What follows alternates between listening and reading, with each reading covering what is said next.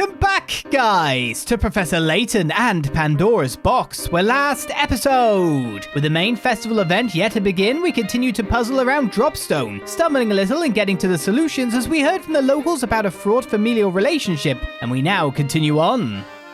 I wonder if there's anything you've been covering up now. Probably not by the look of it. Can't even steal from the till. A gentleman steals balloons, after all. By the way, I realised now that that little dot in the middle of that fountain was like in a sink where you've got the bit where the water goes through, maybe. But it was like at water level as well, so it would just overflow anyway. So it seems like a bit of a weird... It was a really weird dot. I didn't like that dot. That must be a farm. I wonder if the cows are out grazing now. Can't walk past this guy. Cool, I wish I could live in a mansion surrounded by trees. Lots of spiders. Think about the perils that you'll have to face. Spiders everywhere, I'll have you know. I'll never forget a face, and I don't know any of yours. You must have come on the Molentary Express. Since you're new in town, let me clue you in on a few key facts about Dropstone. I know you're interested, so don't act all bashful and reserved on my account. Listen, if you only know one name in Dropstone, make sure it's Mr. Anderson's. Not only is the man swimming in money, but he basically runs Dropstone. But he's a top bloke who treats everyone with respect, even the postman. That'd be me, by the way. You can tell a lot about a man by the way he treats his local postie. But even nice guys like him have troubles. I hear he spends all his time worrying about his daughter. That reminds me, I just saw a pair of unusual characters head up towards Mr. Anderson's house. They said they were policemen from London, but something about them seemed awfully fishy to me. Two people, huh? Are you referring to Inspector Chel and his assistant? Chel, you say? That sounds right. He said he was here on official police business and needed to see Mr. Anderson. Do you think there's a connection between this Mr. Anderson and the Elysian Box, Professor? Well, it seems that Mr. Anderson serves as the head of this community.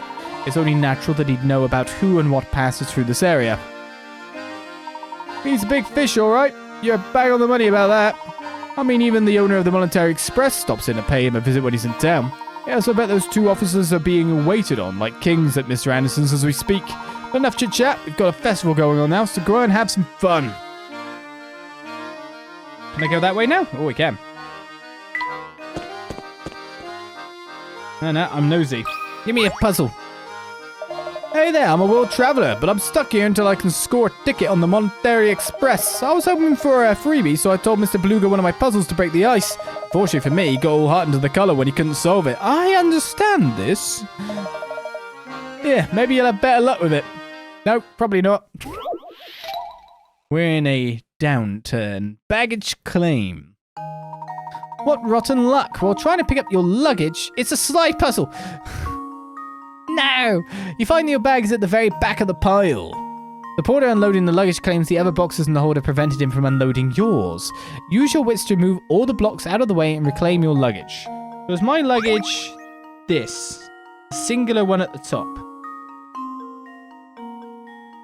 Well, literally the only thing I can move at the start is this one. Yeah, that is my luggage, okay. So it seems like the first option here is to get this out so that I have more wiggle room.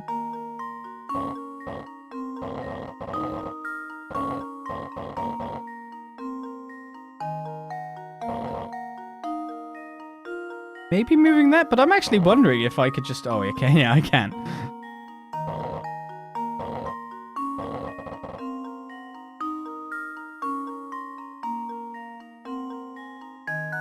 It's not going to work for me, that. I'm wondering if I got to get one of these tri-blocks. The triangle, you know, like the blue or the yellow up into that top.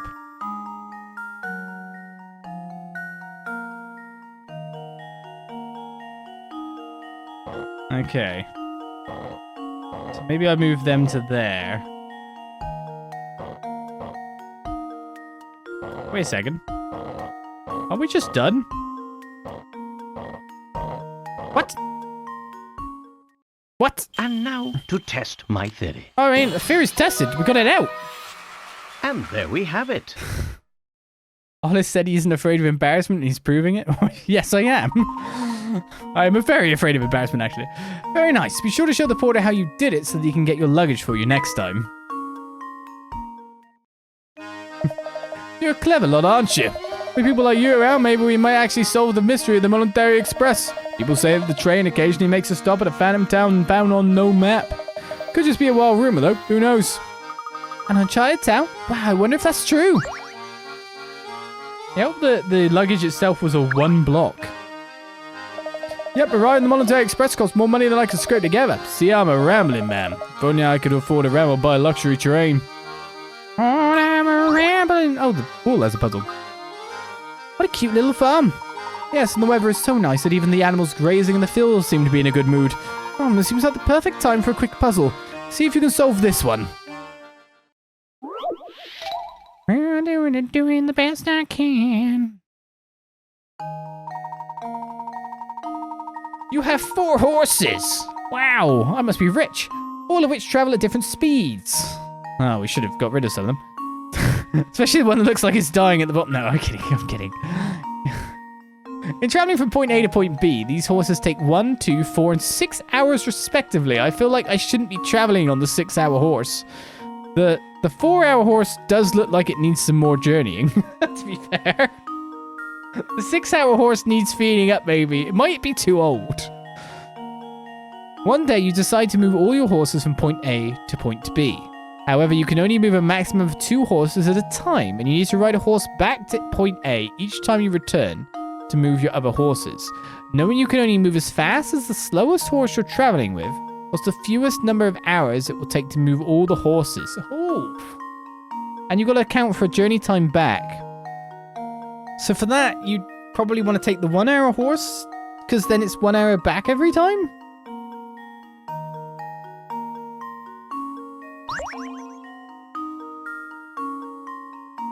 I mean, no matter what, the first journey is 6 hours. Because you take the 6-hour horse first, right? I'm sure there must be some bit of point of reading that I've not actually heard about here. See, the secret is that I just got a horse carriage and I drove them.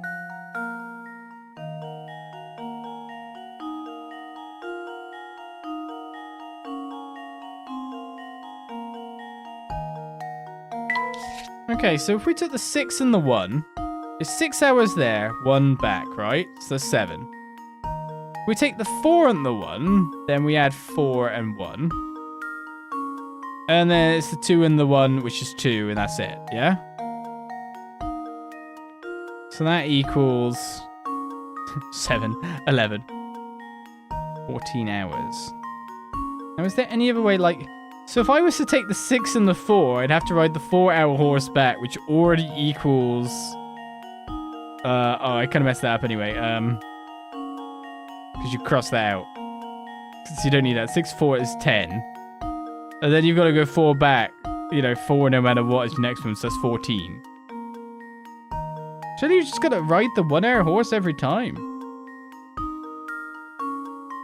I mean, equally... Oh, it still matters if you do the 2-hour horse, of course, because then you've got 6, 2, 4, 2, 1. Oh, you got 4, 2, 2.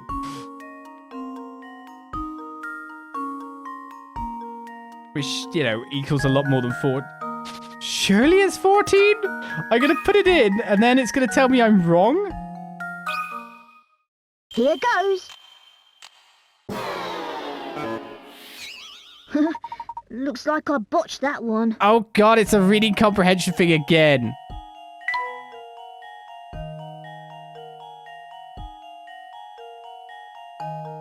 Oh!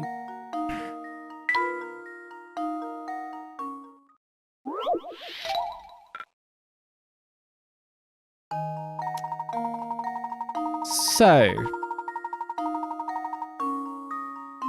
No, I still need to take a horse no matter what, don't I?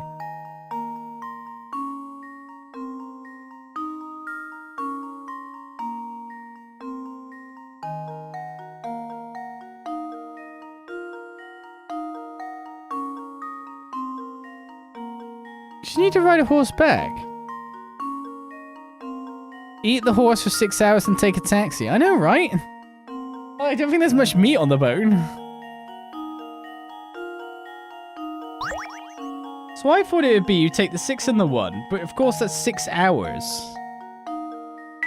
Did I do the math wrong? So that's 6 hours. 1 back because you ride the 1 hour horse back.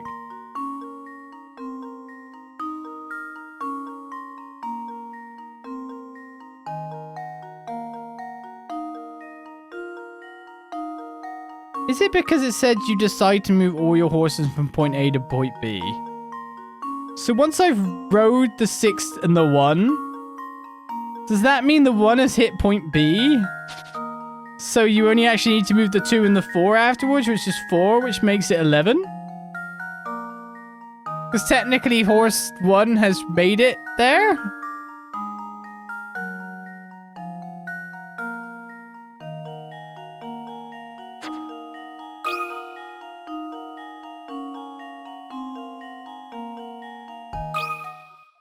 Just leave it to me. No, okay.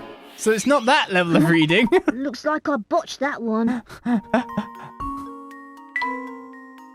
They all need to end at point A. Was that in the script?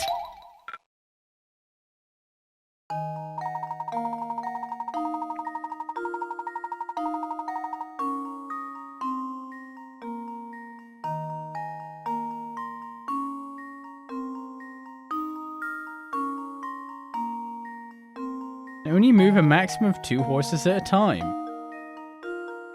You need to ride a horse back to point A each time you return to move your other horses. I would have really thought that horse 1 would have just been the answer. So did I just write the maths down wrong?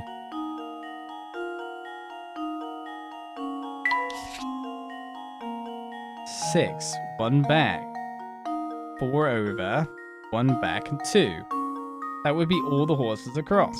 Did I just add it up wrong? No, that is 14. So it's got to be an option that's less than that.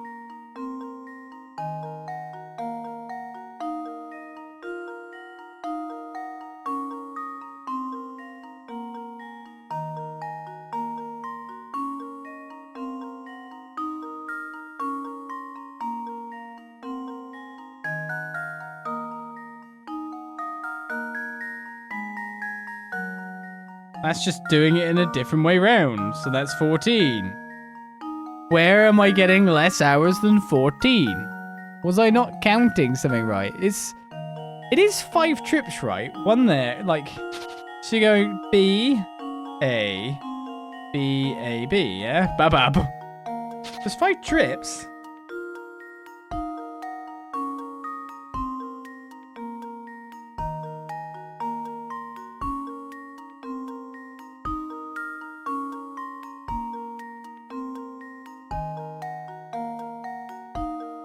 Traveling from point A to point B, so it's not like a round trip that this really slow horse goes.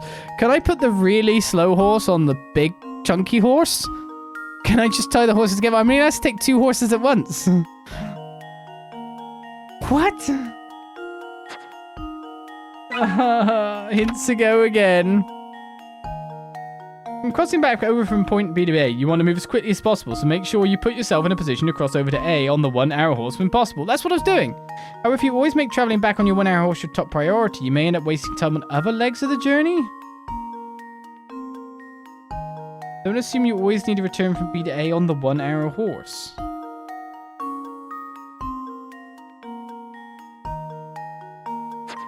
How does that make it faster?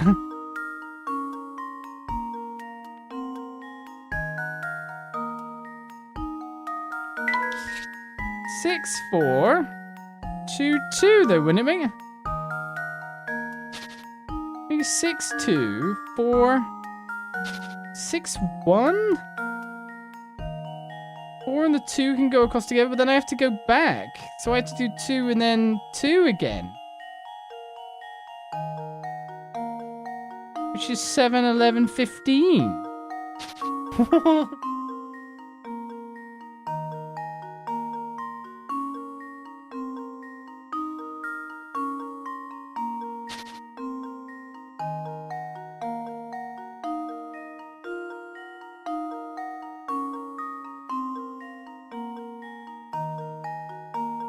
You wouldn't want to go back on this. If you take the 2 and the 4, then you have to come back 2, and that adds it. What?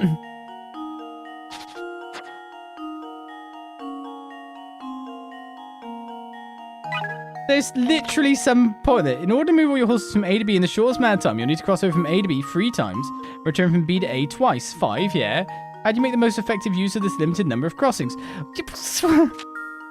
I understand all of that.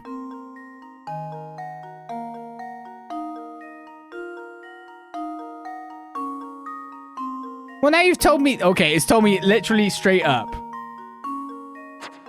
So we go 1 and 2 first, but surely 1 and 2 fast is the exact same thing. But it's actually... Oh, no, I see.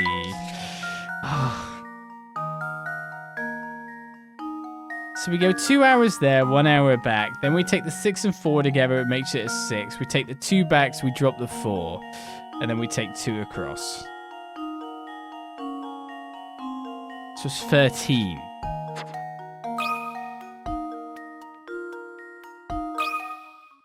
Here goes. Piece of cake. I'm not thinking good anymore. I think the start of this went a bit too smoothly. That's right, to start, take your 1 and 2 hour horses, then ride your 1 hour horse back. Next, ride out on your 4 and 6 hour horses and return on your 2 hour horse. At this point, you'll be moving out horses for 11 hours, 3 in the first excursion and 8 in the next. Now you should be back at point A with your 1 and 2 hour horses, riding them both across to point B to finish the task in 13 hours. Yeah, this is the time to start blaming it on doing this for nearly 5 hours straight. Yeah. It's totally mental exhaustion and let's play exhaustion, you know? You get dumber as the night goes on.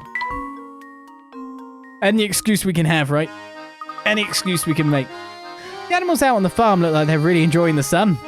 Of course, Luke. The animals enjoy nature's glory as much as you and I do, if not more so. We got another tiny part for the camera.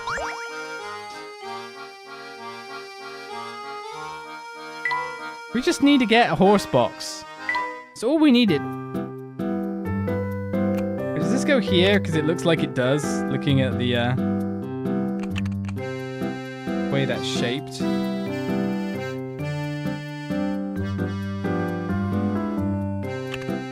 Now that doesn't click in the way that this clicked in. You know what I mean? There was a noise that said, hey, we're clicking in.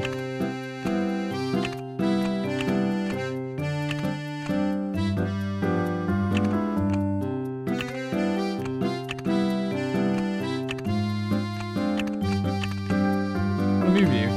Yeah, see, it's less clicking in noises now. I don't think that's working for me there.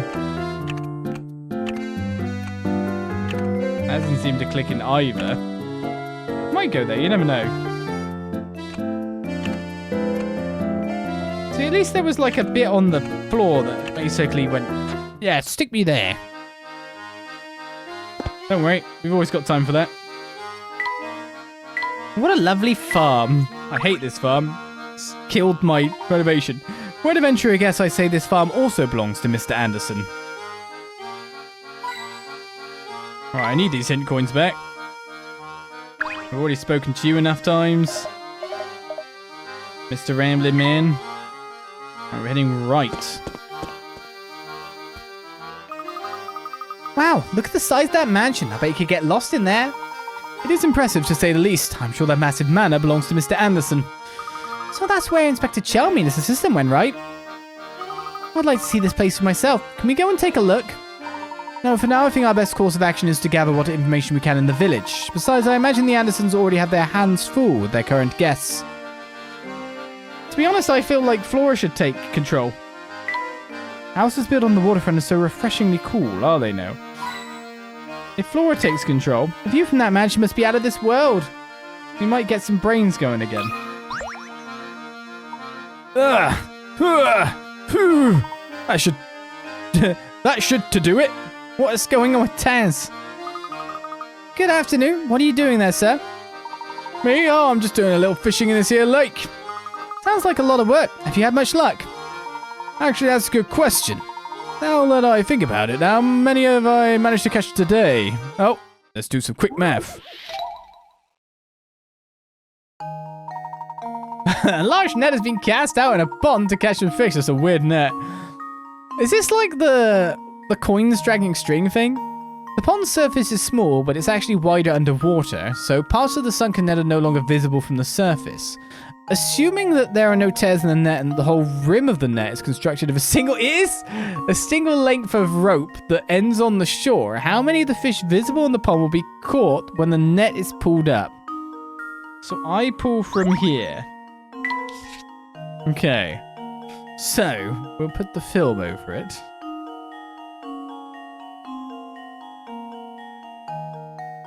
So, I guess we take it that... No. This is a very confusing net.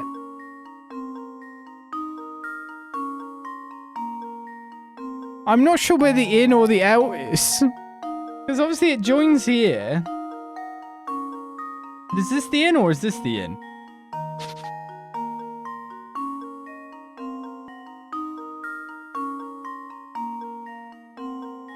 I guess we should assume that this is the in? What the hell happened to this net?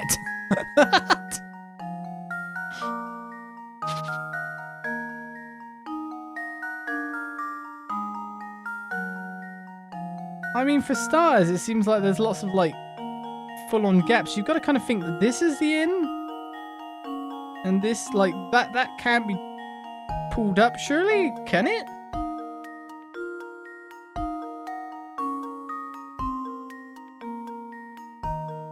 Well, it's weird, because it's either this side or, you know, like, these are counted out. And only the internal bits are in. And we're not getting very many fish at all.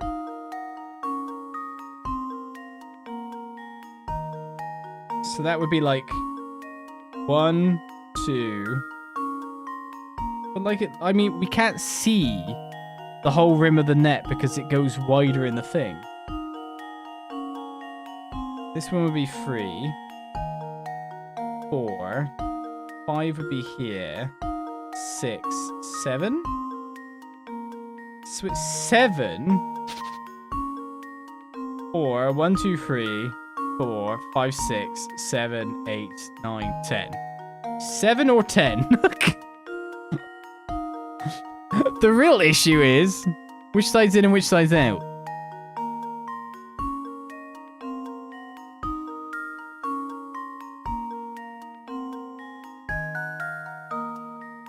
Because this does not give me much hope for figuring out what's what.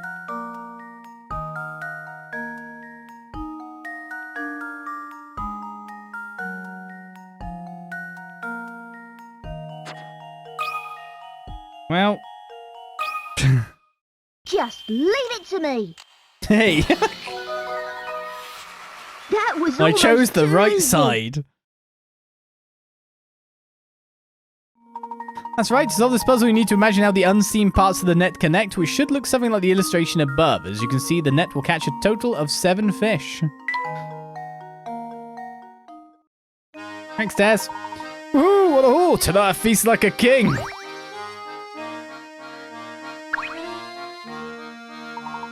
The fish here is so tasty because the water is as pure as can be. If I keep catching fish at this rate, I'm set for breakfast, lunch, and dinner.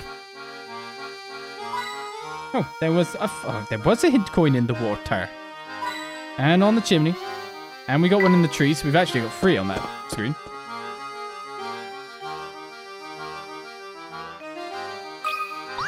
I won't speak to you, Chelmy.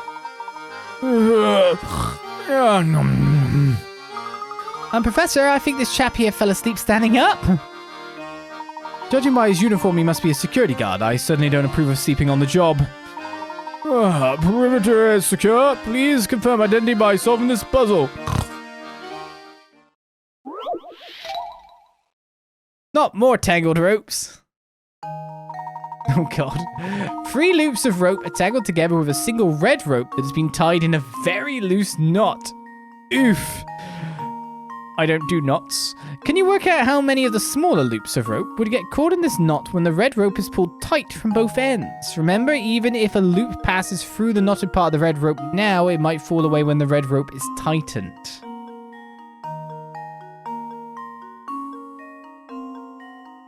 Okay. I'm wondering if the yellow does because of over here.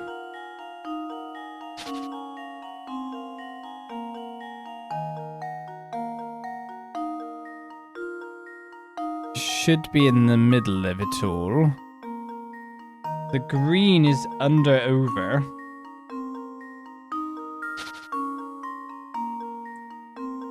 The blue is out entirely, I think. It goes under, outside, outside.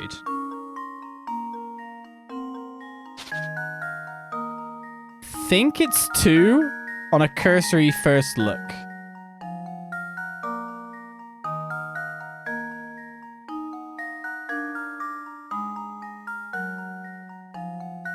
I'm just wondering if the yellow actually does get caught here.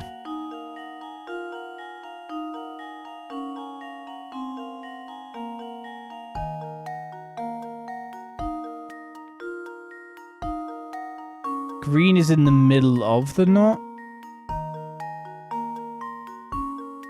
That said, shouldn't green escape here? Because... where does the knot actually get made? It's not here, right? The knot's kind of getting made here. If I'm right in saying, that's around where the knot gets made.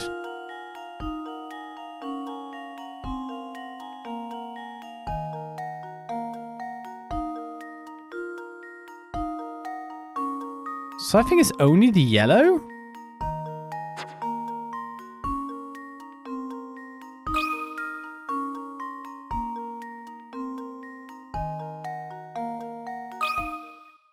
Consider this puzzle solved. No, it might be 0, in fact. Well, I suppose you can't win them all.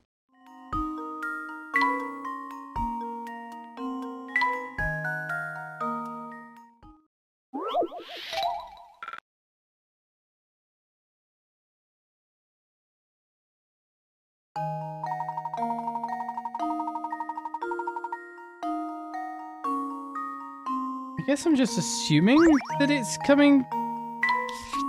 it's getting got there? It's definitely between the things, and it is a circular band.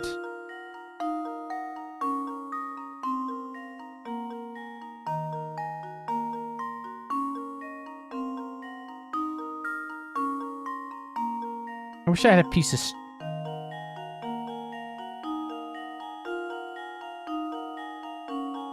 I've got a USB cable. I'm sure that'll, like, be tied in knots now. Let's not do that.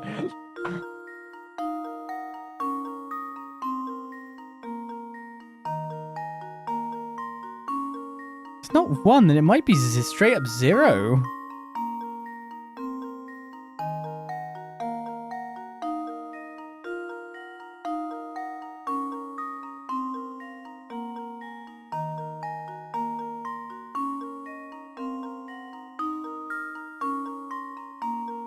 Shoot, it's either 2 or 0 now.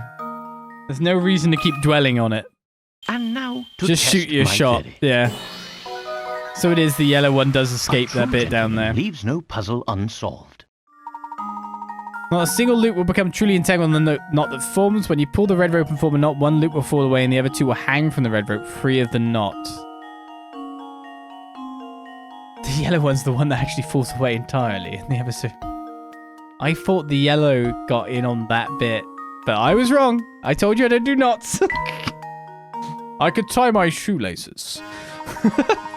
Just want to confirm that. Correct answer confirmed. Well done, sir. He must be hopelessly addicted to puzzles if he's talking about them in his sleep. Even I don't do that. Oh no.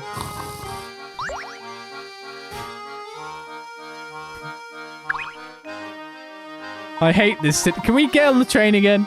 Oh, the air is secure, sir. 5 more minutes, please. Oh, it's Inspector Chelmy. Oh, look who it is. Hello, Inspector. Are you returning from the Anderson estate? Well, I don't know where you get your information, Layton, but you're as sly as a fox. As a matter of fact, I did just come from there, but Mr. Anderson himself wasn't home.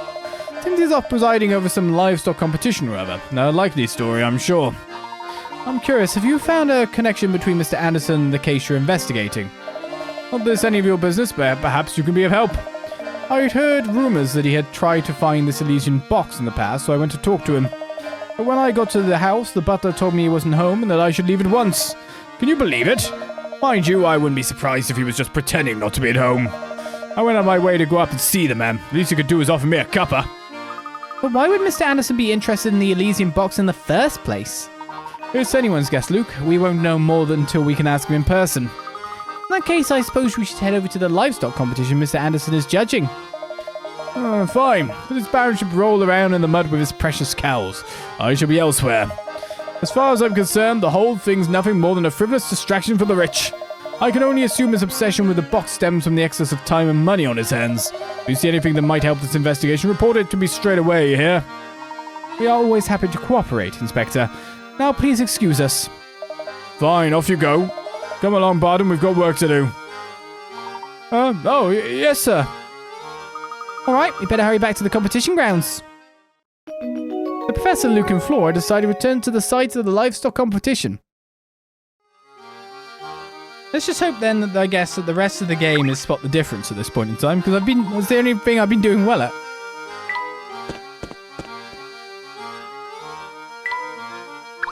Spotting differences is fine by me. Dare I say, the slide puzzles haven't been terrible yet.